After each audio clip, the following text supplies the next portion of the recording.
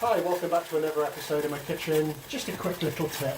Apologies to everybody who thinks this is obvious, but a lot of people won't. So if I can help anybody, and this is a technique that it took me a little bit of time to fathom.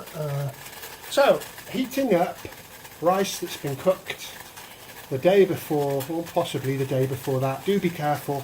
Rice can harbour bacteria, so make sure your rice is cold, kept in the fridge, etc.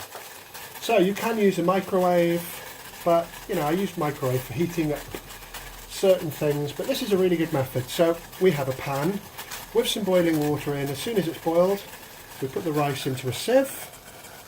Notice the amount of rice I'm using just comes up to the top of the bowl.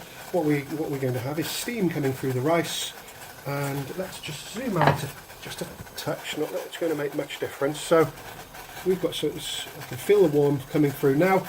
And just to speed up the steaming, we've got that. So it heats up your rice really quick, and that's how I do it. So 2 minutes, done.